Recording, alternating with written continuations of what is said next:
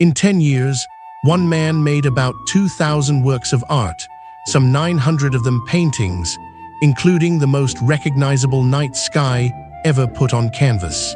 He did it without a single day of art school worth the name, starting at 27 in a country that had already written him off. In his lifetime, exactly one of those paintings can be documented as sold. A red vineyard, 400 francs, to a friend of a friend. Today, a single canvas of his changes hands for the price of a hospital. Vincent van Gogh died at 37, convinced he had failed at everything he ever tried, and he was, by every measure available to him, correct. This is the story of what he was actually building while the world ignored him, and the two people who made sure it survived. Before the paintings, there was a decade of getting fired. At 16, he was placed with the art dealers Goupil and Company, and for a while, he was good at it, until he began telling wealthy customers that the pictures they wanted to buy were worthless. He was dismissed at 23. He tried teaching in England, unpaid, and drifted into preaching. He tried a bookshop, where he spent his hours translating the Bible into 4 languages in the margins instead of selling anything. He tried theology school in Amsterdam and could not survive the Greek and Latin. He tried a missionary course and was refused a posting. Every single one of these was, in the language of his family's letters, a disgrace. And in each of them, there is the same pattern. He could not do a job at the temperature everyone else did it. He only had one setting, and it was all the way up. The last of those failures is the one that made him. At 26, he talked his way into a temporary post as a lay preacher in the Borinage, the Belgian coal country, a landscape of slag heaps and coal dust where families went underground at 6 years old. Van Gogh did what he thought a Christian was supposed to do. He gave away his salary, his bed, and most of his clothes, moved into a hut, slept on straw, and rubbed coal dust into his face so he would not look better than the people he preached to. His superiors were horrified. They fired him for what they called an excess of zeal, undermining the dignity of the priesthood. He stayed anyway, broke and filthy, for months. And there, at the absolute bottom, he started drawing the miners. He was 27 years old. He had a decade left, and he had just found the only job that would take all of him.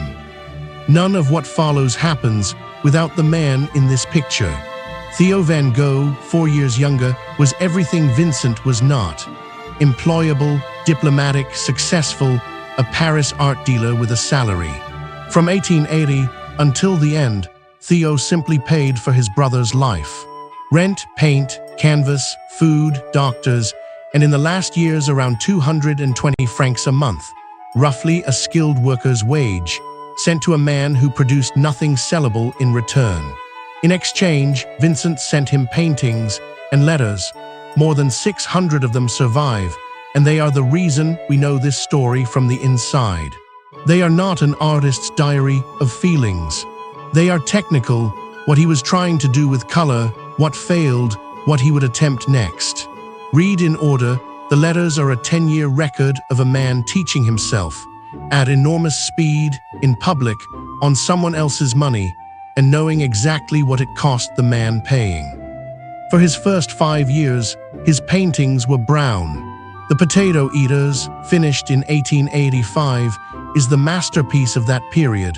5 peasants under one lamp, hands like tree roots, a painting the color of a dug field. He was proud of it, and it sold nothing. Then in 1886, he moved to Paris to live with Theo, and walked straight into the Impressionists, into Monet's light, into Seurat's darts, into cheap Japanese woodblock prints that he bought by the hundred and copied outright. In 2 years, his palette detonated. The browns burned off. He learned to build a picture out of raw complementary color, orange against blue, yellow against violet, so that the paint itself carried the feeling instead of the subject. He arrived in Paris, a competent painter of dark rooms. He left it with the language, everyone now recognizes on sight. In February 1888, he went south to Arles, chasing the light, and rented 4 rooms in a yellow house on the square. He had a plan that was not really about painting. He wanted to build a community, a studio of the South, where artists would live cheaply and work together instead of starving alone in Paris. He painted the house. He painted his own bedroom in it, flat and bright as a child's drawing, because he wanted the picture to feel like rest. He painted sunflowers over and over to decorate the guest room for the one artist who agreed to come, Paul Gauguin. Gauguin arrived in October. They painted side by side, argued about everything, and it lasted 9 weeks. On the 23rd of December, after a final confrontation, Vincent cut off part of his own left ear. Gauguin left the next day and never came back. The studio of the South lasted 2 months, and Van Gogh never again attempted to live with another painter. In May 1889, after months of attacks he could neither predict nor explain, he committed himself voluntarily to the asylum at Saint-Trémy. He was there for 1 year, and it is the most productive year of his life. Roughly 150 paintings in 12 months, painted between seizures, in a cell with a barred window and a walled garden. He asked the doctors for permission to work the way other patients asked for visitors. In June, he painted the view from that window at night, added a village that was not there, and turned the sky into a river of moving light.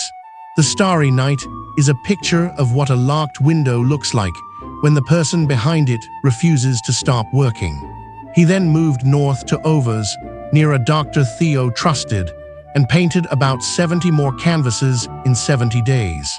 On the 27th of July, 1890, he walked into a field with a revolver. He died 2 days later, with Theo beside him. He was 37.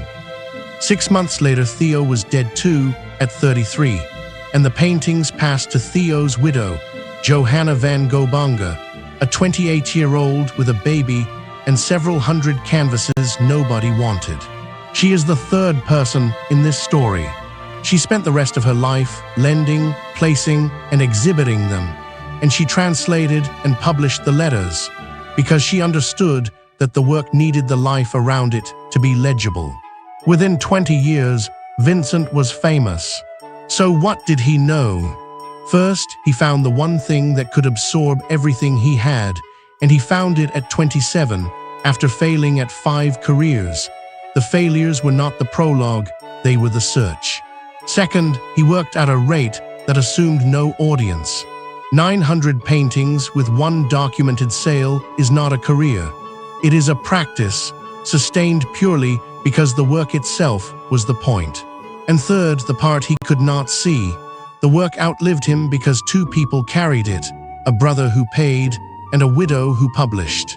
Almost nobody survives alone. Next time, a man who lost the one sense his entire life depended on, kept composing anyway, and had to be physically turned around to see the audience applauding. Ludwig van Beethoven, what the deaf composer knew.